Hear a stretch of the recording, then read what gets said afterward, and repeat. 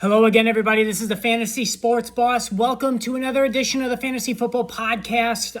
It is Saturday, August 12th, 2023. Going to go over all the preseason games and the fantasy relevant performances that came out of it. Injuries. Elijah Moore got banged up with some ribs. Doesn't look like it's a big deal. Also, announcement today. I wanted to make an announcement today because somebody had asked me, and he's not the first to have asked me about... Before I get to that, not to bury the lead, but if you're new to the channel, make sure you hit the subscribe button, also notification, and the like button. Always got to get that out of the way so we can continue to grow viewership, and you're also made aware when new videos are added, which is going to be constant over the next couple of weeks into the season. Now, as far as the announcement is concerned, somebody had asked me again yesterday, and this is going back to last season as well, to create a fantasy football league where I can interact with the viewing public and we could have a league together and whatnot. And, I didn't do it last year, but I figured for this year, I'll give it a shot. But I wanted to create a little bit of a twist on it. All right. So, what I am going to do is set up a 16 team league and make it a survivor league. All right. I don't know if anybody's ever played a survivor fantasy football league, but it's a lot of fun. So the concept basically in a nutshell is you get 16 teams. The lowest scoring team each week is eliminated. All right. And then you're down to 15 teams and so on and so forth as you go through the week. So, I'm going to do that. No money, just for fun. And actually the prize, whoever wins it, if it's not me, will get a free draft guide next year. All right. So, that'll be the prize. So I'll give my fantasy football draft guide. Free guide next year. You could either choose the hard copy or the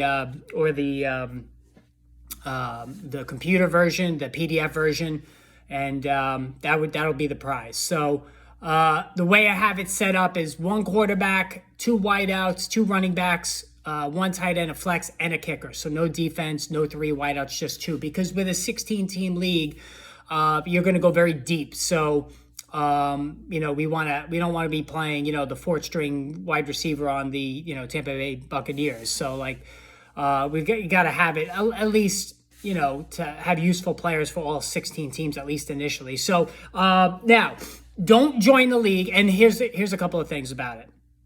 It's going to be auto pick. All right. Cause you're not going to get 16 people to agree on a draft time. So once everybody's in, you do the auto pick system where, you go into your personal rankings and you rank it, and then the Yahoo will, it'll be through Yahoo. Yahoo will generate it and we'll all get our teams. And we're not playing for money. This is for fun. So there's no reason to get, crazy about, drafts and whatnot. So, the other thing is too, so there has to be a cooperation aspect to this. Do not join if you're going to be a dick and not follow the rules. And what I mean by that is, if you're out, if you're eliminated, you bench all your players.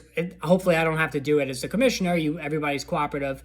You bench all the players, and then you change your team name just to the star symbol all the way across. So if your name is Joe Beats the League, you delete all that, Joe Beats the League, and you just put in a bunch of stars all the way across. So that way we know that your team is out. That's your responsibility if you're out. So don't be a sore loser. Don't be a baby. Don't join the league if you can't handle losing. All right. If I'm knocked out the first week, I'm going to change my name and to the star symbol. All my players will be benched and I'll just watch the rest of the season. So don't join if you're going to be that guy. All right. Don't make me take the team away from you if you're going to be that way. All right. So there's no money involved. It's just for fun. And again, if you've never been in a Survivor League, it's a lot of fun. I haven't done it in a number of years, but, listen, there's strategy involved in it. Since I'll be in it with you guys, I'm not going to, you guys can figure that out yourself. But yeah, I thought it'd be a fun way for me to interact with you guys. And you know what, like I said, as long as everybody does the right thing and then we'll have a good time with it. So it'll be auto picked. We'll get all the 16 teams in and whatnot. So here's what I need you to do. If you want to do the league and you're a responsible owner and you're going to do the right thing, if you get eliminated, not sore lose, email me. All right. Rangerfan28@yahoo.com. Make sure you include the email address that I can send the link to. So Rangerfan28, because I'm a New York Rangers fan. Hello. Rangerfan28@yahoo.com is my email address. So send me the request that you want to be in. make sure you put in the body of your message the email address I'm going to send the invite to. All right. And then, yeah, that's it. So 16 teams. It'll be fun. So let's do it. But anyway, the other thing is, then it's not head-to-head. Obviously, you're just playing the whole league, all right? So it'll be set up like a head-to-head, but you're not playing somebody. It's not based on records. Just each week, the score is reset, and the lowest scoring team's out, all right? Now, as far as last night is concerned, so we had preseason openers for almost all the teams. The Browns obviously playing their second game. And Elijah Moore got dinged up yesterday. Had some bruised ribs. X-rays were negative, so he looks like he's going to be okay. And the thing is, too, with Elijah Moore, he was off to a nice start. Took a handoff, made a big play on a handoff. Also caught a pass. Looked really good. So definitely was happy to see that because that's a guy that I'm after in my fantasy football leagues in terms of PPR. I think he could be the number one guy. Amari Cooper probably, most likely will catch more touchdowns, but Elijah Moore might challenge him for the team lead in receptions. So we're going to have to see how that unfolds there. All right, let's start with the Lions and the Giants. The Lions take this one 21-16. Neither starting quarterback played, Jared Goff or Daniel Jones.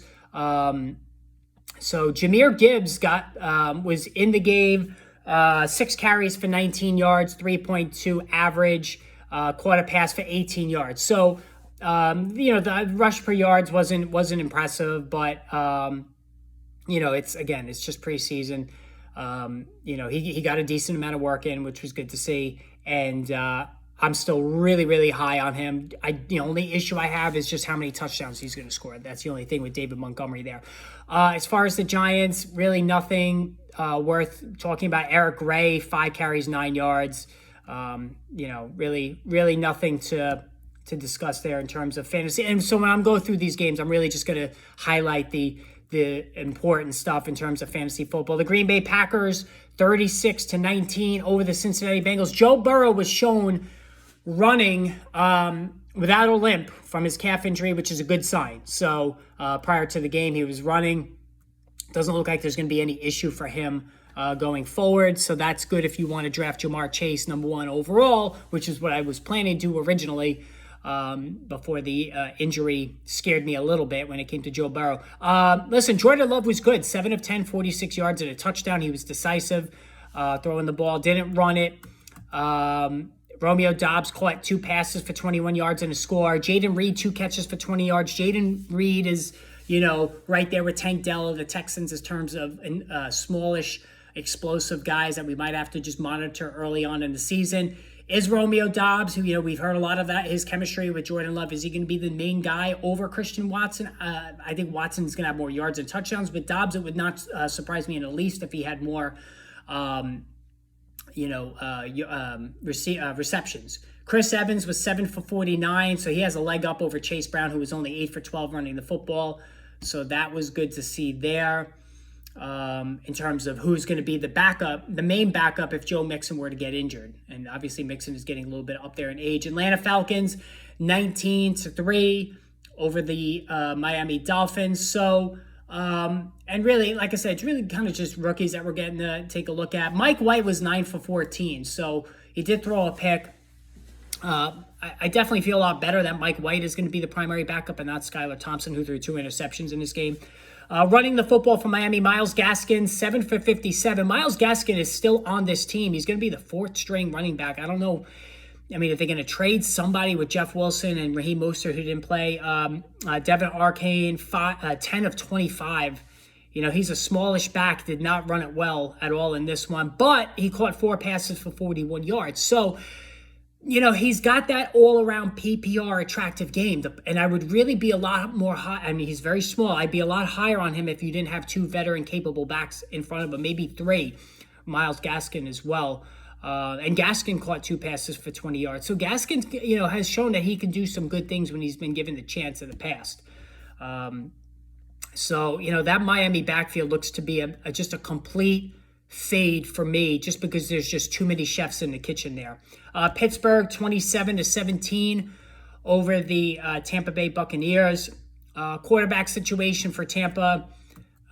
Kyle Trask was 6 for 10, threw an interception. John Wolford, 10 of 17 with a pick. Baker Mayfield was good, 8 for 9, 63 yards and a touchdown. Listen, I mean, we've heard it's Kyle Trask against Baker Mayfield. There's no competition. It's going to be Baker Mayfield starting. Chase Edmonds, we had a Chase Edmonds sighting. Man, this guy fucked over everybody last year. 6 for 18 carrying the football. Nothing impressive there for him, and he's not going to be any kind of impediment to Rachaad White, who I really like in a PPR league, and a good value in a PPR league this season. Deontay Johnson played 3 catches for 32 yards, no touchdowns last year. That he had an expected touchdown tally of 7 last year, so he has major touchdown regression. He is a target hog. He's going to continue to be that. Kenny Pickett was good, 6 of 7 and a touchdown pass. I think Kenny Pickett's going to improve to a decent level this year. I'm still not using him even as a backup, but I think his development will raise the value of Deontay Johnson and Pat Freiermuth, who I like. He caught 1 pass for 6 yards. Everybody played. George Pickens. His only catch went for 33 yards and a touchdown. So everybody kind of played here at Pittsburgh. They have weapons. If Kenny Pickett, who can run it a little bit, does improve, then, we could have something to talk about, certainly in a super flex league.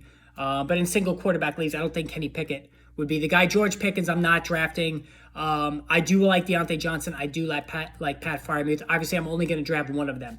All right, so the Commanders, Sam Howell. This is big for Sam Howell. He got the start, and, he looked good. 9 of 12, 77 yards and a touchdown. Jacoby Brissett tossed a pick.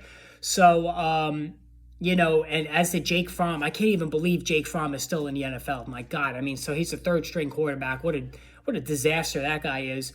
Deshaun Watson was 3 for 3 for 12 yards. He ran the ball 3 times for 20 yards. He looked good. This looked like a Texans version of Deshaun Watson. He was decisive throwing it. Didn't miss a throw.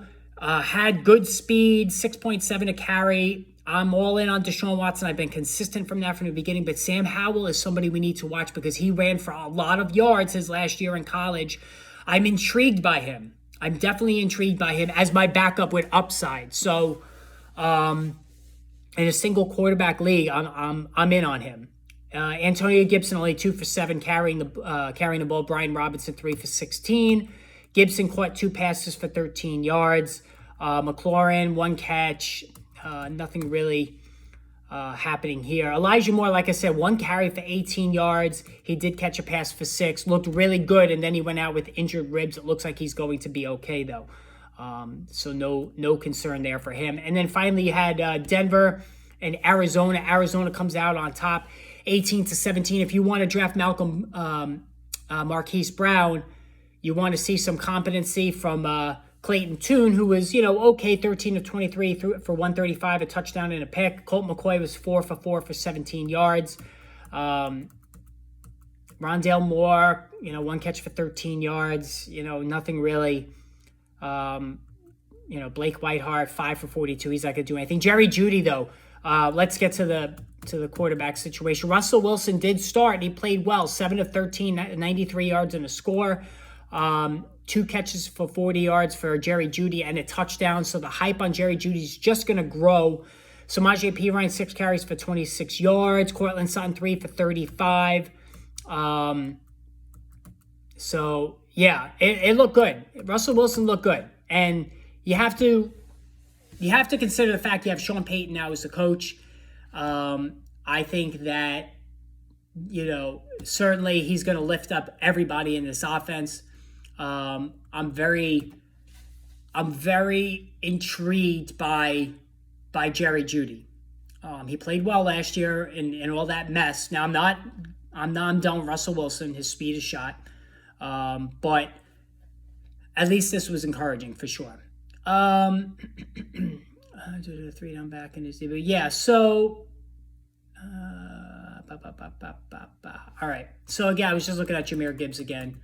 The fact that Jahmyr Gibbs played a lot at least in the first half, was encouraging. But still, David Montgomery's going to get the goal line carries and a touchdown. So we have to keep that in mind when it comes to evaluating him. Kareem Hunt visited with the Vikings. And this is interesting to me because Alexander Mattison didn't really play well last year. I know we've seen him do good things in the past when he's replaced Dalvin Cook when Cook's been injured. But this would be a fairly decent spot for Kareem Hunt if they do wind up going with a committee. They're not impressed with the backups, apparently, in Minnesota. So I think this would be a decent option since he didn't go to Indy for Kareem Hunt. Davante Adams, we talked about Davante Adams. He has a leg injury. Josh McDaniels says it's not crazy serious. That's not the most encouraging way for McDaniels to describe the injury, but it looks like it's not going to be a major deal for him. So at least that's something that we can at least be a little bit encouraged about. But again, I'm not in on him at all. Age, quarterback, the offense, the head coach, it's just a mess there. No Josh Jacobs to take pressure off. Yeah, I'm out on Davante Adams this season for sure. So anyway, so that's the take on yesterday's games. Like I said, if you want to join that Survivor League, email me, rangerfan28@yahoo.com. Short podcast this morning. I might do a second one later, depending on what happens today. I know there's some early games, so we'll see. But hit the subscribe button, and I will chat with all of you later.